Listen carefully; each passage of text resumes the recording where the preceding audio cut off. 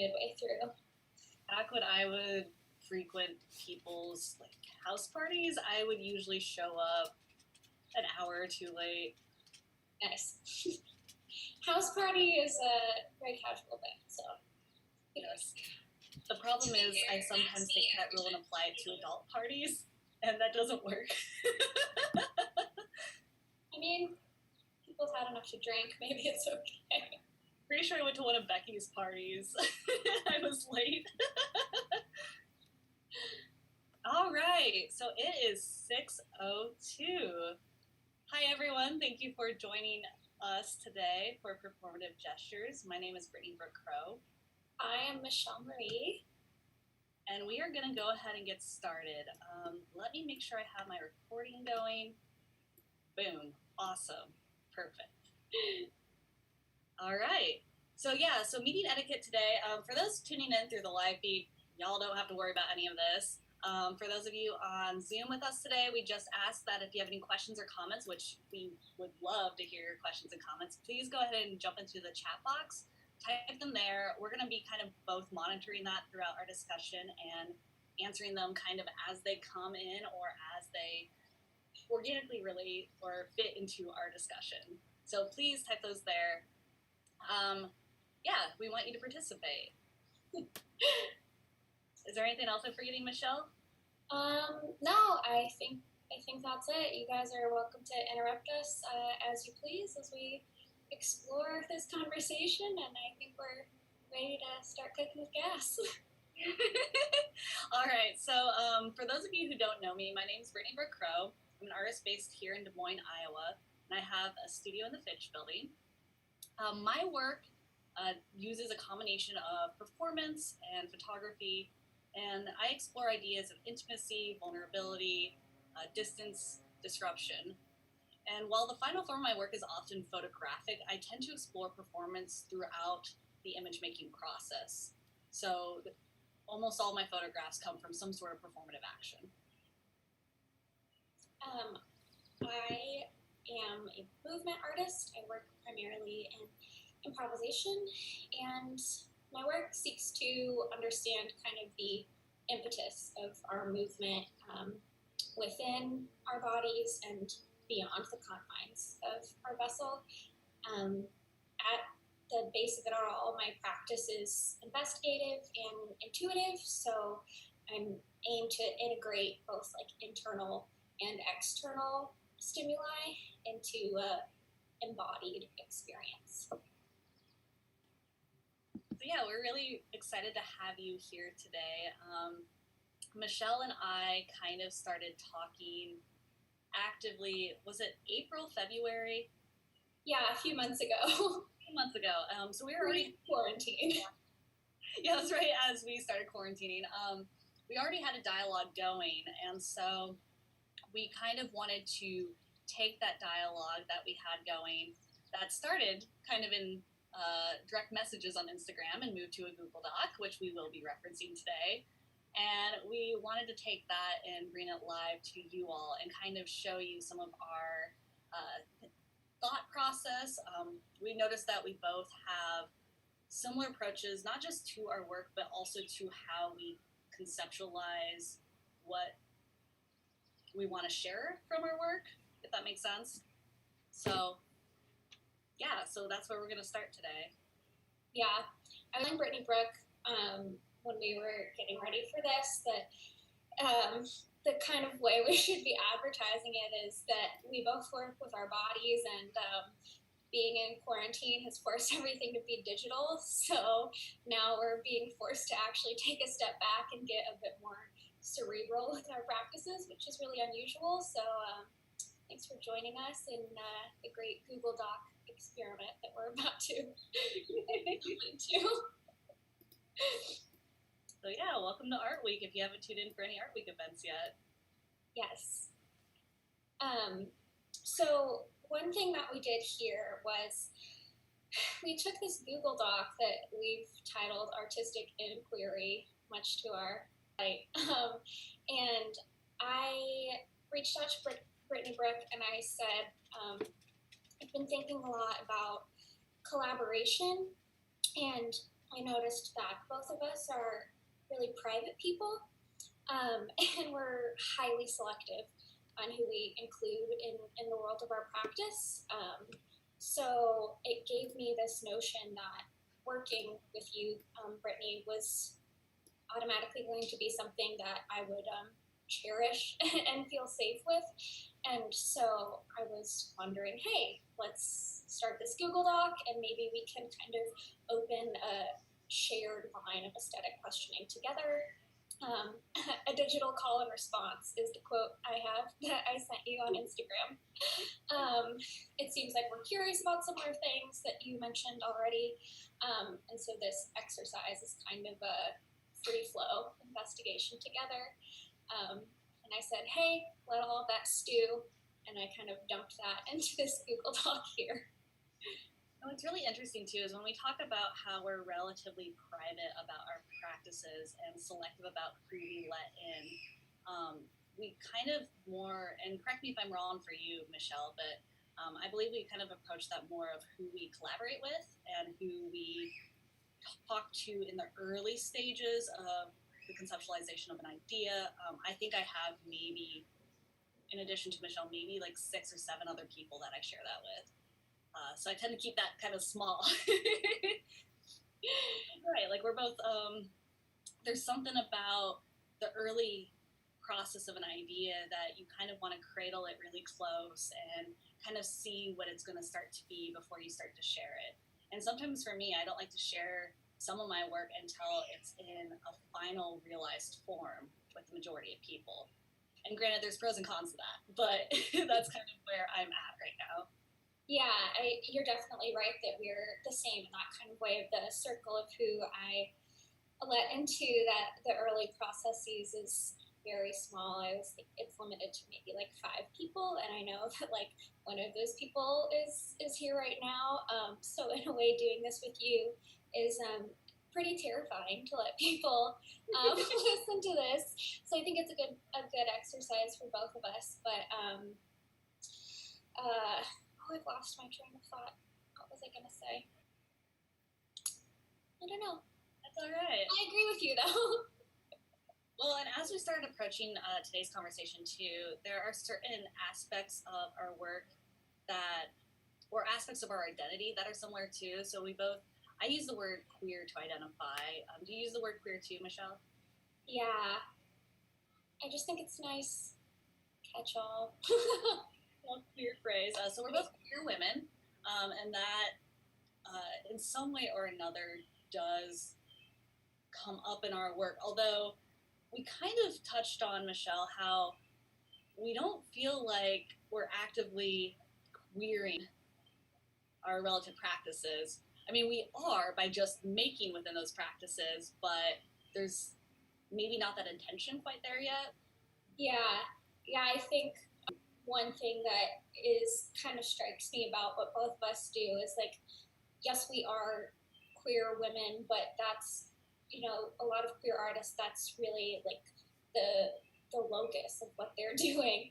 And I think for us, it's just sort of something that exists, but isn't necessarily the lens through which we are working. But like you were saying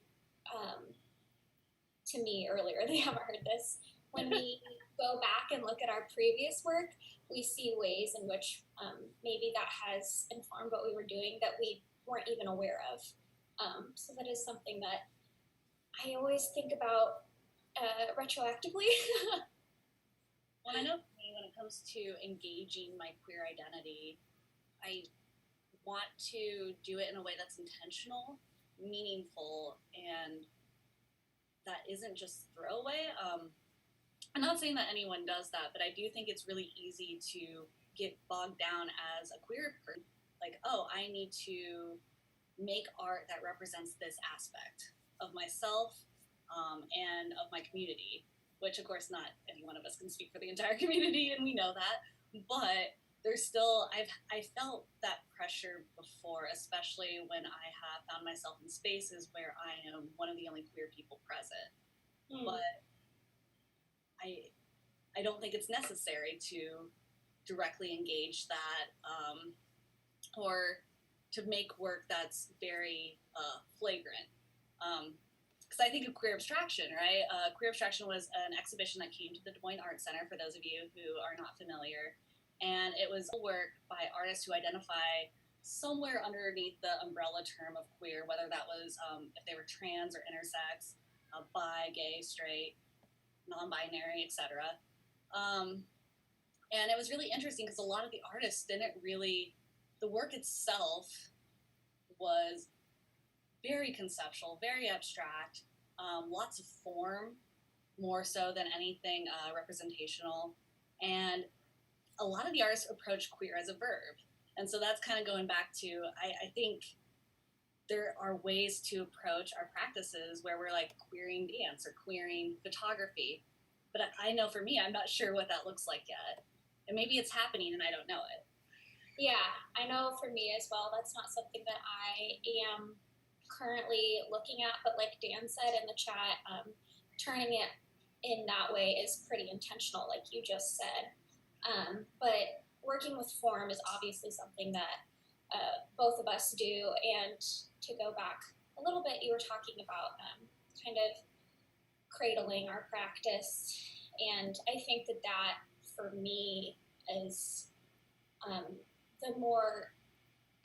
the biggest intention that's happening out of all of these intentional labels is sort of making my practice into a form itself, and it's sort of this ongoing, constantly shape-shifting thing. I did actually, so while you were talking, Michelle, I thought of a way that maybe in my work I might be starting to hit that queer label. So a lot of my recent work has been these self-portraits of myself, in which I am very specifically trying to explore that idea of artist as model and model as artist, or what happens when the person who is behind the camera is also the same person in front of the camera. So like when we're looking back on art history, a lot of models were women and a lot of the artists were historically men. So I've objectified myself in a way instead of having someone else make me the object of their art. So I wonder if that like self-objectification is in itself queer, but I'm not really sure yet. I'm not sure. There's a lot to unpack there. And I think it's really hard to say a lot about the underpinnings of a body of work as it's developing. I think it becomes a lot easier, like you said, Michelle, in retrospect, when you're looking back and realizing, okay, I am dealing with these themes, and I'm dealing with them in this work and this work now, and I want to intentionally take that lens now and put it onto this body of work. Yeah, I want to go back a little bit to something that you said, though, about, like, what does it mean to objectify the self? Because I know that both of us, like, you photograph yourself and I film myself, and we have to go back and like stare at our bodies and parse through the material that we have. And I'm just wondering, is that a question that you've considered? Do you feel like you're objectifying yourself, or what does it even mean to self-objectify? Yeah, that's something I'm still trying to wrap my head around. I think by photographing myself, I am inherently objectifying myself to some extent, especially in the sense that I am not clothed in my photographs, and that immediately changes the dialogue with that image. And you mentioned going back and having to look through all of these images of yourself, and I find that really odd to pull up all of my photographs, and for every photograph that I usually share, I have another 100 at least that I've shot. So I'm scrolling through hundreds of photographs of myself with this mirror right now. And it's just this weird process of looking closely. And then when I go in and do minor blemish removal, like let's say, oftentimes I'll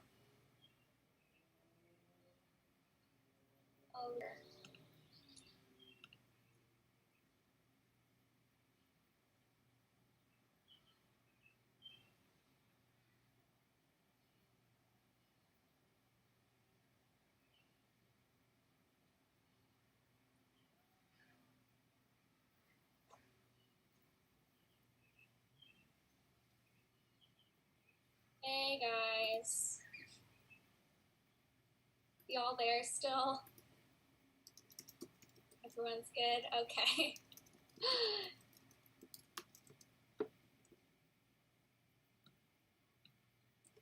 I think we might have lost Brittany. I think it wasn't me. I'm the host now. All right. Just Brittany. Well, hopefully we'll get her back here shortly. Stephanie, Michelle, could you speak about queerness and theme? Frankly, I don't want to speak out of turn. My work is already so emergent, I guess. I'm young, and I haven't been making work for a very long time. I'm only 25, and I don't know. I've known that I've been queer my whole life, but it's not something that I'm engaging with directly. So it is, like I mentioned earlier, I'll notice when I go back. Maybe something's happening. I think for me, queerness in my work has to do with the fact that I don't believe in traditional dance technique, and so I'm working from a place of trying to kind of abstract what the idea of a movement vocabulary is, and kind of like fuck with what that means. So maybe there's something there. It's something I definitely am interested in thinking about more privately, but at the moment I don't have any kind of explicit statement about queerness as a theme within my own work. Brittany! I'm back! Great! Sorry everyone, we lost internet connection at my house briefly, so that's fun. But yeah. You want me to jump in? No, sorry. I had to flip my screen when you were gone, and now I've got everything back in line. Okay, so queerness not really a theme in my work. Brittany, maybe it's kind of coming, but we're not really sure. Looking back at our little Google Doc here, I asked about self-objectification, if that's intentional, and you said to me, modeling is the closest I've come to meditation. And I'm wondering if you could say a little bit more about that, because for me, meditation is very important, and I would be curious if we have any connecting threads there, or what our different perspectives are on that. Yeah, so for those of you who might not be aware, I have a history of modeling for different artists, for arts classes, specifically drawing primarily, but also photography and painting here and there. But the process of modeling, especially the process of modeling for life drawing, in which I have to stay really still and hold a pose, sometimes upwards of 45 minutes, depending on what the artist or group of artists need. That process of having to achieve stillness is, I find, really meditative. And I say it's the closest I come to meditation because I, as a person, really struggle to find that stillness and to force myself to sit with that stillness in everyday life. And when I have an audience of, say, 10 to 20 people observing me, trying to draw me, that stillness is so important. I can't break that stillness. And it's not possible to stay in one pose without moving at all for 45 minutes. Like, I will move. I sometimes will shake a little, or I'll have to temporarily maybe like stretch my arm and move it back. And usually I'll give the artist a heads up that I'm doing it, or sometimes I will over time sag, which is the absolute worst and what I try not to do. But that entire process of being very aware of myself in my body, I say it's the closest I've come to meditation, because there's this very, I have to focus on my body. And there's this whole process of meditation, I forget what it's called, but it has to deal with like where you are intentionally focusing on your body to meditate. Because I was telling my therapist about this process of modeling, and he was like, oh yeah, that's a meditative practice. We will go into that. And you've done some modeling too, Michelle. Yeah, I did in undergraduate. I modeled, and that was like my undergraduate job, and it was amazing to get paid like $24 an hour to just be naked in front of people. But I actually like have a completely different idea about it than you. I think like for me, both modeling and meditation are um, experiences where I can let absolutely everything in. And it's not about the stillness, but rather kind of like the microcosm of events that are happening within me. And like you said, it's a way for you to get really in tune with your body. And like, that's my whole thing. When I'm improvising is like, I'm just trying to ascertain every little bit of data that is coming in from the outside and sort of exposing itself on the inside. So, yeah, as I'm thinking about it, the way that I view modeling and the way I view meditation is almost the exact opposite of you. But both of them I enjoy greatly. I should say for the record, I'm not practiced in meditation, so that is something that's really new to me. I meditate now probably like 3 to 5 times a week. I wish I did it every day. I used to be really, really strict about it. And I kind of came to that because an undergraduate, so I started in the modern program, and you're required to do one somatic practice you have to sign up for. So I started with yoga because everybody does yoga. And I found that it was like the only thing that really fulfilled me in doing yoga, meditation at the beginning and then the shavasana at the end. And everything else was like overwhelming. It was too much movement, and I found my central nervous system being like flooded with information, and I would get like faint, and it was very bizarre. So then I started doing Feldenkrais, which is lower and slower, and if you know anything about that, it's really, really internal, and the movement is supposed to be really just as minuscule and as slow as possible.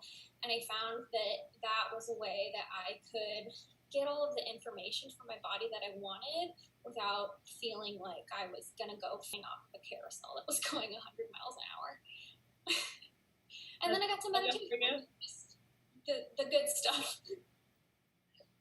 I don't think I've ever experienced yoga as flying off a carousel, but I understand. Yeah, I just... What about it do you think was so overwhelming for you? I don't know if it's because I'm a sensitive baby, or because I've always focused my work on being as tuned into my body as possible, but it was like being mandated these postural changes at certain times and having to hold certain postures. It was like counterintuitive to what I was feeling or what I wanted to do with my body. And as we have kind of mentioned in our Google Doc, like intuitivity or intuitiveness is something that is essential for me making work.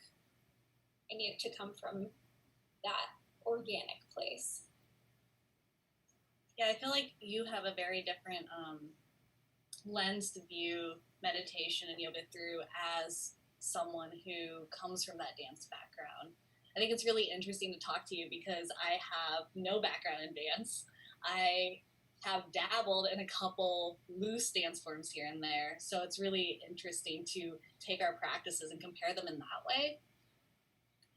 I think that's like one of the things that I enjoy about viewing your work and hearing about your practice, though, is that I did a professional program. I studied modern dance. I danced in companies, and I hated it. I hated every second of it. I was so miserable.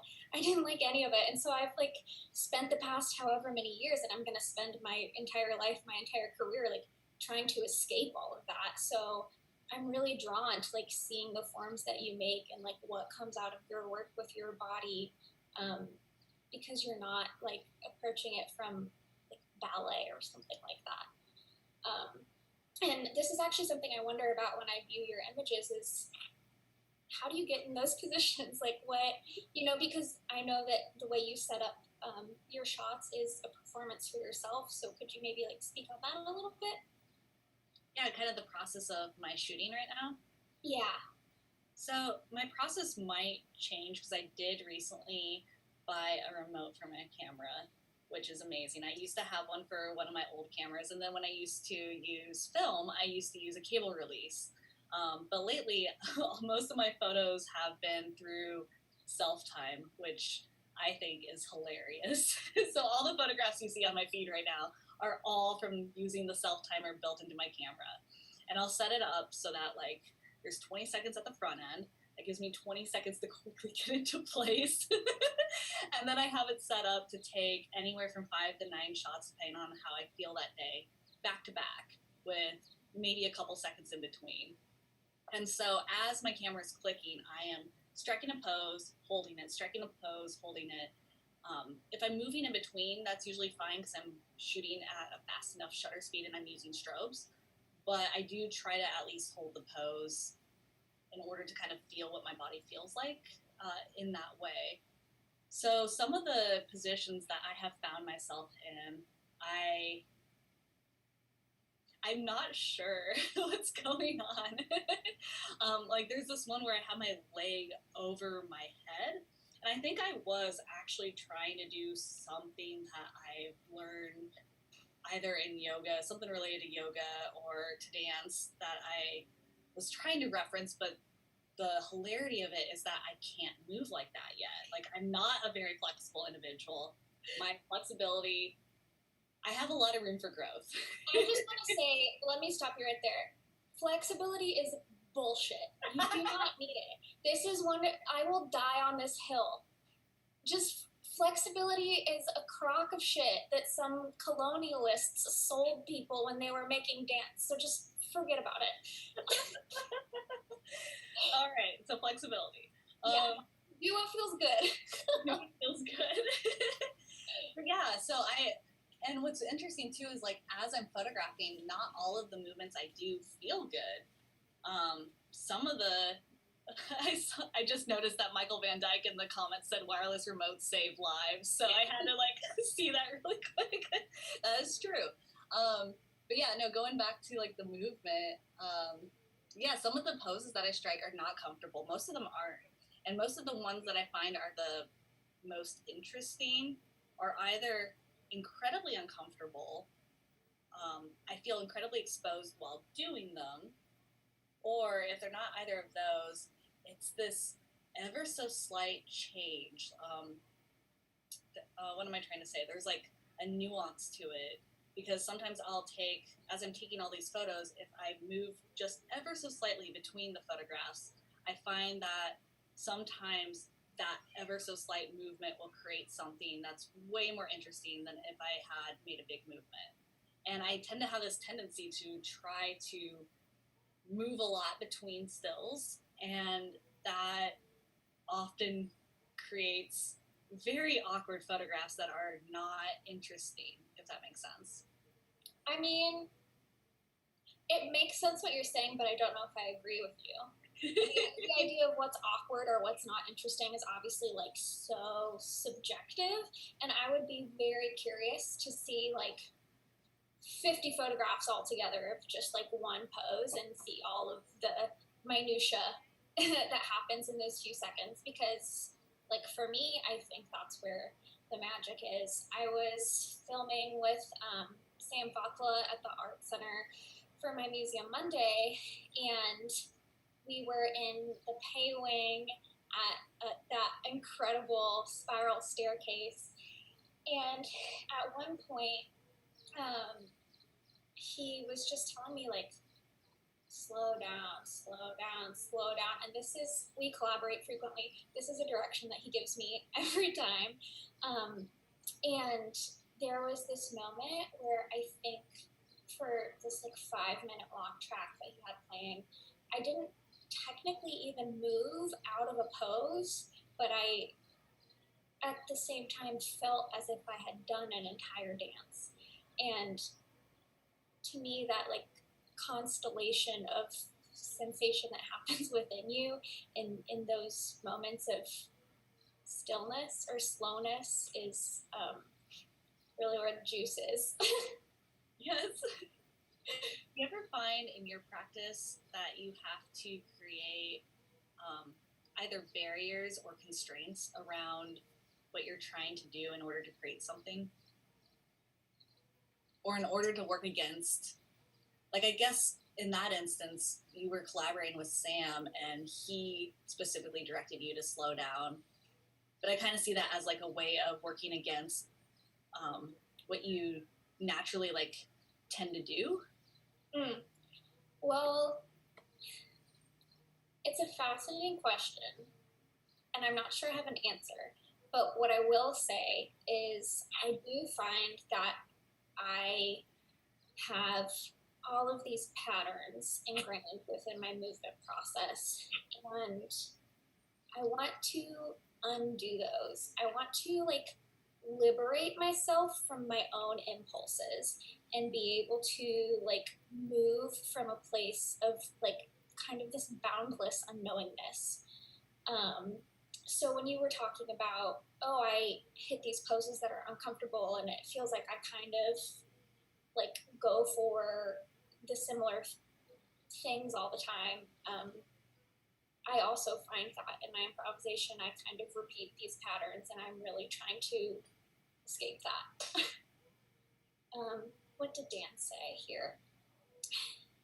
If you accelerate your constructive process by the convenience of a remote trigger, do you lose the intensity of your creativity or even time to manage your intention?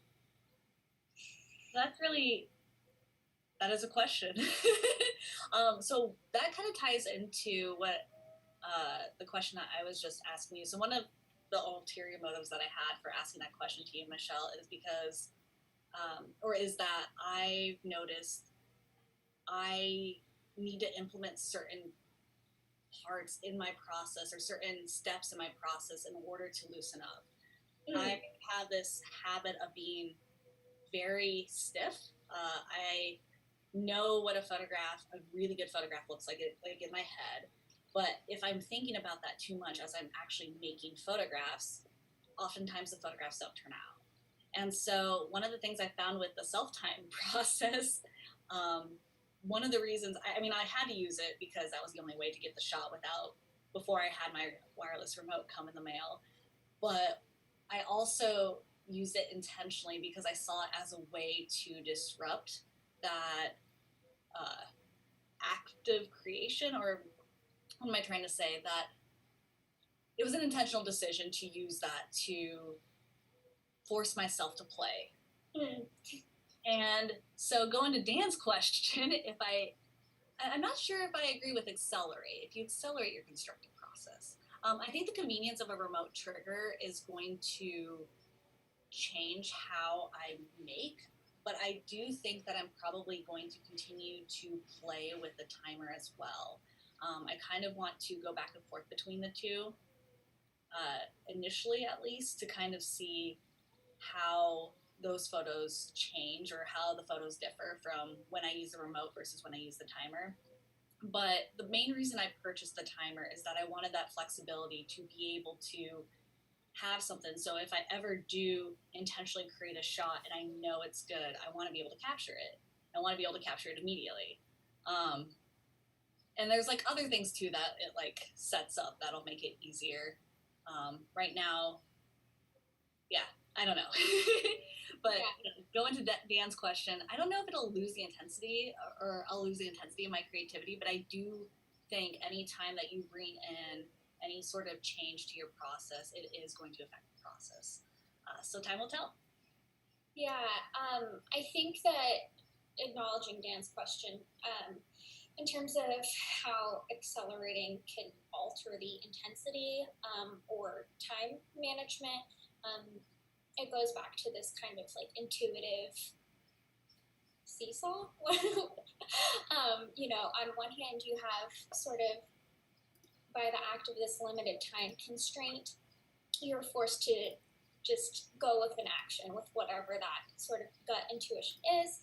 But then on the other hand, you know, you really do need kind of this low and slow time to get out of your own head and out of your own thinking process, to sort of let things generate on their own.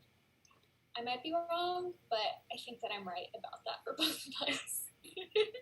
I feel like it's true for me right now anyway. Yeah. For me at least, I know that if I meditate before I dance, or if I am able to do like a long form improvisation for like a good 2 or 3 hours, then I can really get somewhere. Otherwise, if I'm just like, okay, I'm gonna bang something out in 10 minutes, I almost get caught up in the sort of self-timer idea of like, okay, whatever happens, happens. And, you know, that's intuition in one way, but is that what I'm looking for? Who knows? When I have found that, it's funny, so I had therapy earlier today, as I alluded to earlier, and it's really interesting how much I talk about, well, of course I talk about my art practice in therapy. I'm an artist. And one of the things that came up today was how I often have this habit of putting off things, and I'm not sure if it's procrastination. I think it's more connected to that perfectionist tendency that I have that I need to continue to break up. And anytime that I put off a project, or let's say I do actually have a deadline, whether it's for a commission or like recently I received a cool cutout in the mail from Mark Joshua Epstein, who was one of the artists in Queer Abstraction, and I was instructed to make a photo with it. And I had that thing with me for a good 2 to 3 weeks, and I didn't do anything with it. And I finally did this weekend, and the photograph is interesting. I'm excited about the photograph, but I cannot help but wonder how different that photograph would have been had I given myself more time, or at least started to approach playing with it earlier and taking multiple photos with it earlier. So I notice anytime that I put something off in that respect, where I constrain my time in a way that I have to get something done immediately, that's another way that I set myself up to create an image that I'm usually not happy with. Okay, I want to ask or probe a little bit, because you mentioned perfectionism. And Yes. for me, that's something that I'm guilty of in like my academic or like non-art professional career, that's really kind of plagued me. And so in my art, that's really like something that I'm trying to escape. And one question that I wrote down for you actually was that, you know, your current portrait series that you're doing is pristine. Like the images that you put out are like absolutely beautiful to me. Like the technique is flawless. And so I'm wondering like how that plays with these like really messy themes that you're trying to investigate. Like we're talking about intimacy, we're talking about vulnerability, like you're putting your body out there. And I just like wonder how you kind of reconcile those two things. I think the easiest answer to that is that I haven't. So looking back at former series that I have created, in addition to the current series that I'm making, I am attempting to explore ideas of intimacy and vulnerability. And I feel like the more I try to explore those ideas, the easier it is for me to end up going into the other direction. So I distance myself. Mm. And so there's this constant push-pull that I notice, and I don't think I have figured it out yet. I don't think that the themes of my work are as clear as I want them to be. And it's possible, too, that maybe my work is going to shift directions away from those things. But right now, I know I'm interested in those topics of intimacy and vulnerability, distance as well, because I think that kind of plays a role in that idea of whether you're intimate or not. I don't think I've resolved it. I think I'm still trying to make work to figure out what that means.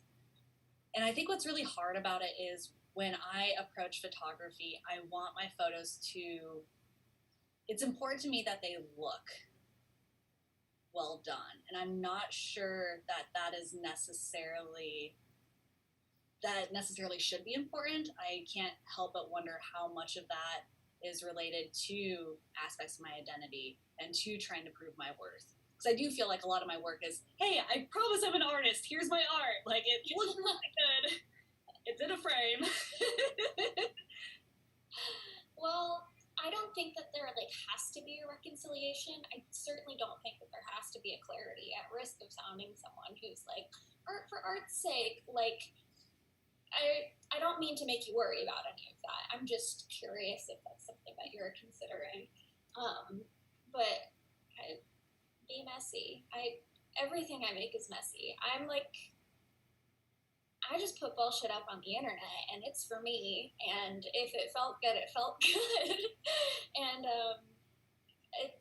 I'm much more interested in the investigation and in the experiment than in the kind of like material object. But also, like, I make time-based work, and you make like material work. A photograph is much different than me like moving around in any given environment and then capturing it on video and trying to explain like, okay, so this is what like the snow globe of my body felt like when I was doing this. Well, and I like that you brought up the importance of that process of making.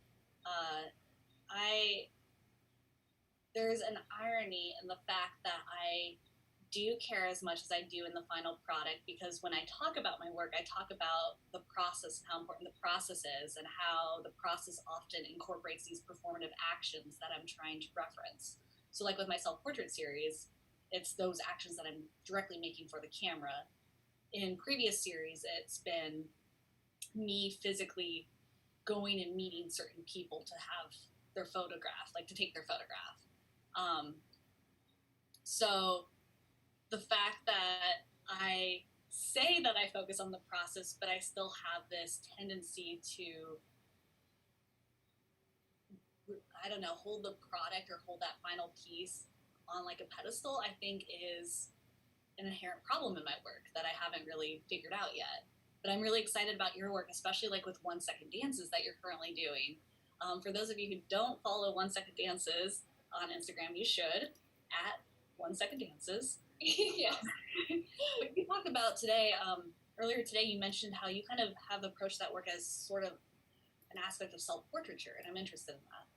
Yeah, so I was thinking about, this talk tonight, and what do we have in common in our practices, what don't we, and entertaining all these ideas, and it just struck me like, oh, like Brooke makes portraits, but I think I also make portraits. Like 1 Second Dances was born as a way for me to begin to identify a movement vocabulary and have this digital dictionary of the ways that I move throughout my day to day. And I just realized, that project is going to be a year old in August. And so I've looked at my movements and my gestures like under a microscope every day for almost a year now, which is the most sustained exercise in a continuous fashion that I've done examining my movement. And so, yeah, I think that is like self-portraiture in a way, and I am really excited to explore this idea of like, okay, if 1 Second Dances is like this living portrait of myself, and like, what does that mean, and where does the project go from there?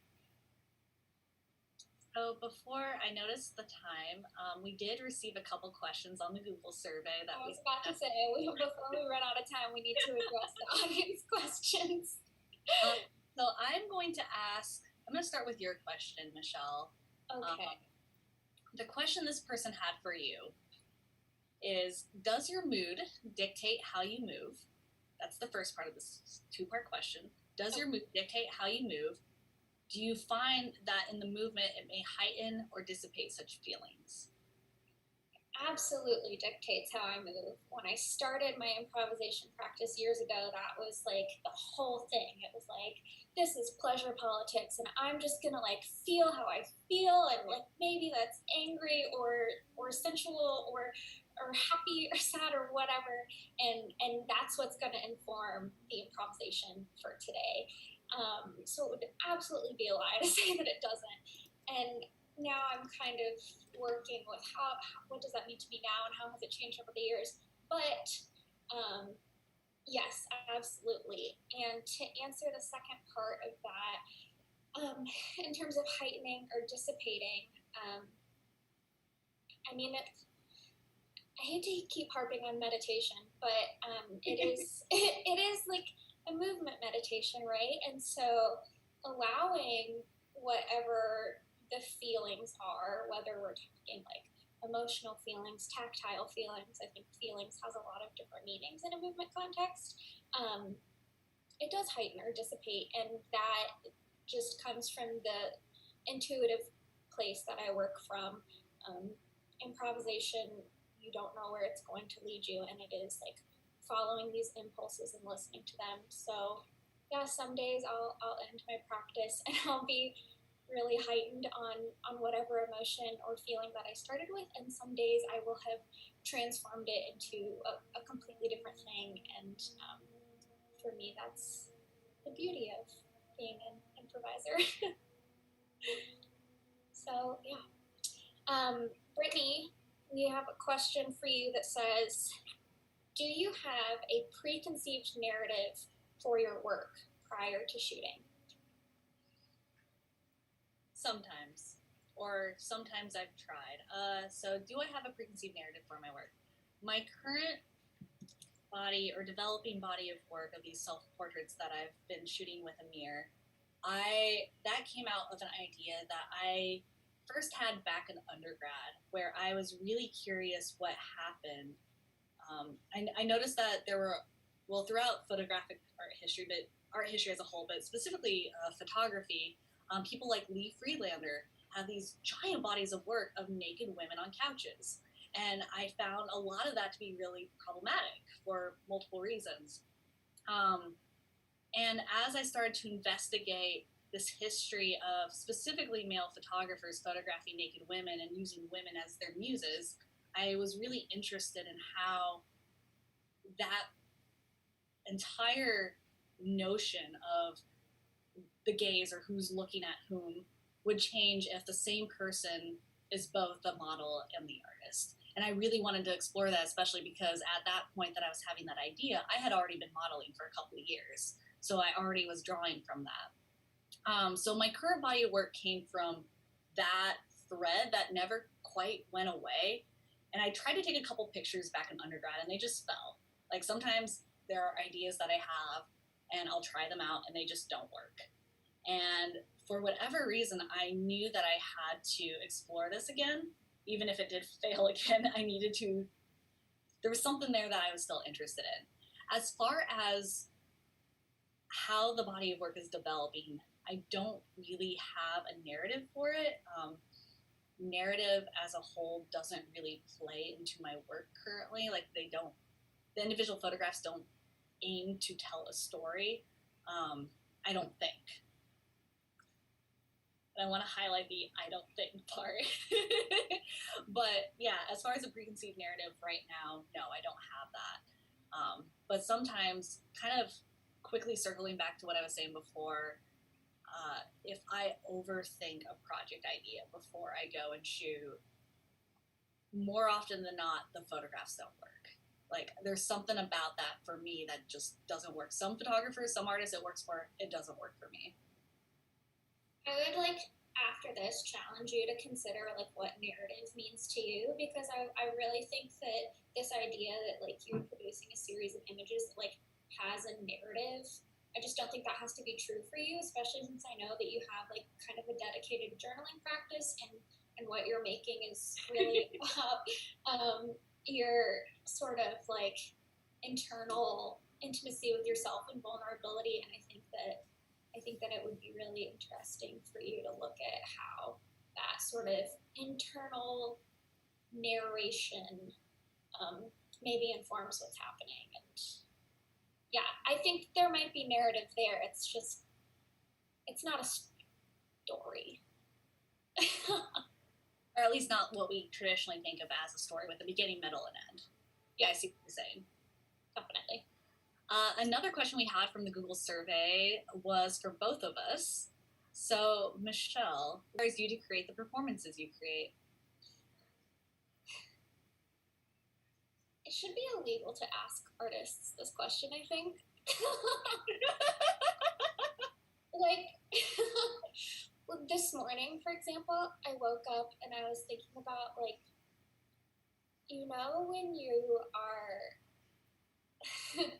when you're laying with a lover and you can, like, feel each other's stomachs as you're breathing, and the way that there's, like, this really, it's pressure, but it's also kind of, like, guarded and tender, like, you're receiving that oxygen in a way that's not pushing against each other, but it's, like, providing support.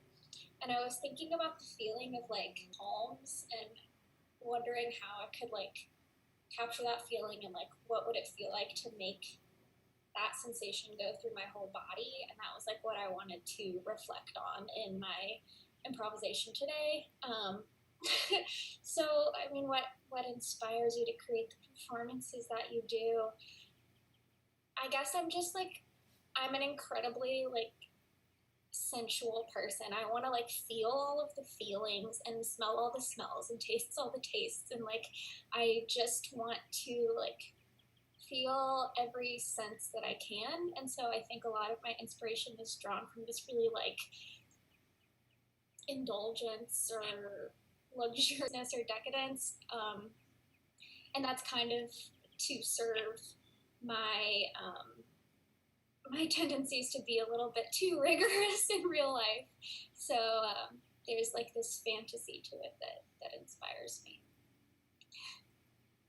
I'm supposed to probably ask that to myself, huh? Yes. What inspires you to create your performances?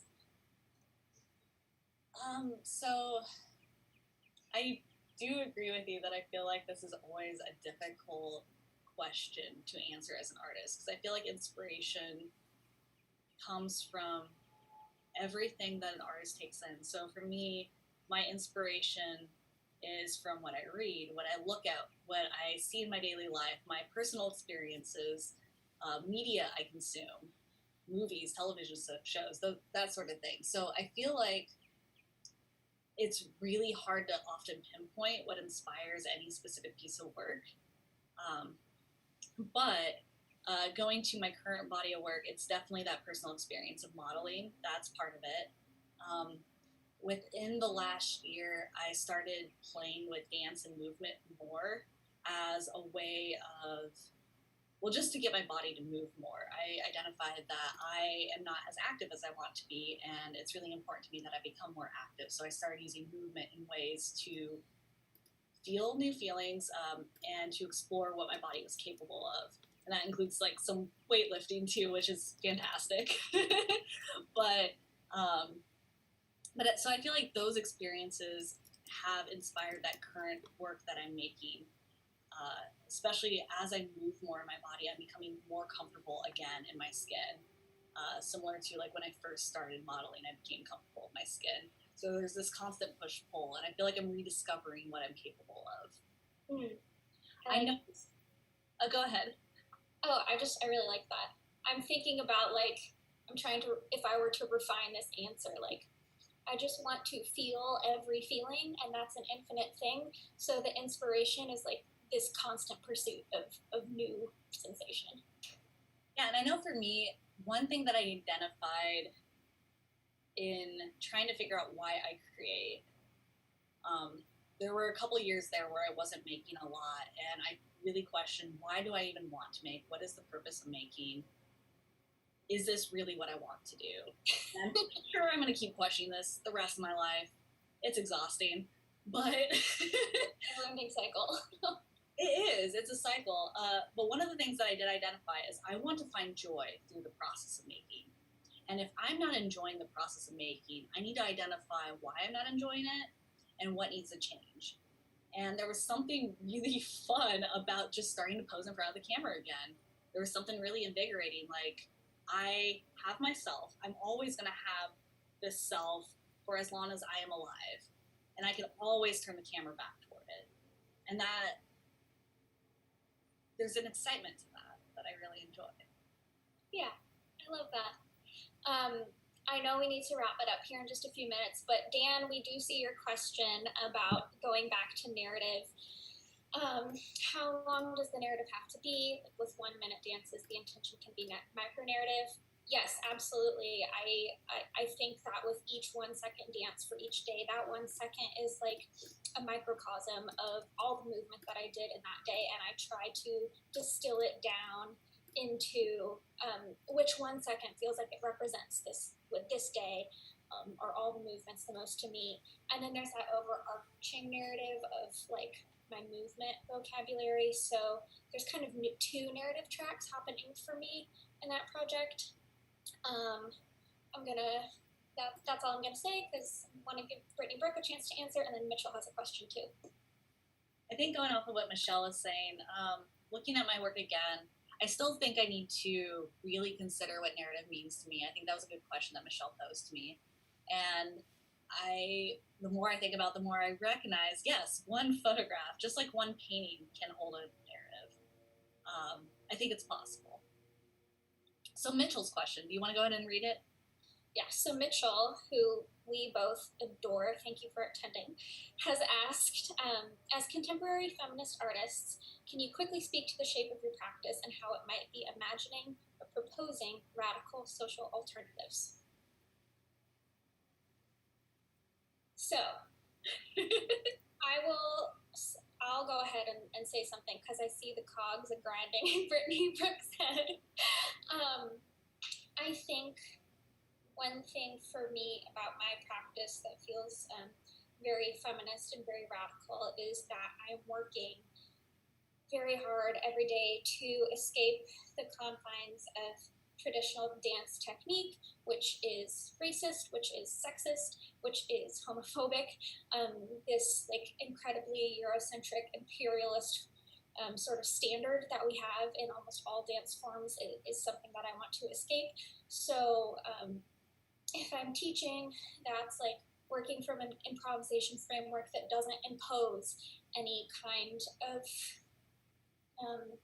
rule or confine on the people who are sharing space with me, and I want the people that I collaborate with or that I teach to be my equal. And then in my individual practice, I think that is a much deeper question that I really want to work to investigate more, because I feel in my daily social life that I am feminist and that I'm trying to at least work toward or uphold radical ideas, but I don't think that I am honoring those in the way that I want to in my practice currently. So it's certainly something that I need to keep thinking about and need to keep working on. Yeah. So in mine, as a contemporary feminist artist, so the shape of my practice, I think I'm still trying to figure out what that shape is. I'm very unsure of myself as an artist, which feels odd to say publicly in front of other individuals, but I'm really uncertain of where I'm going in my art.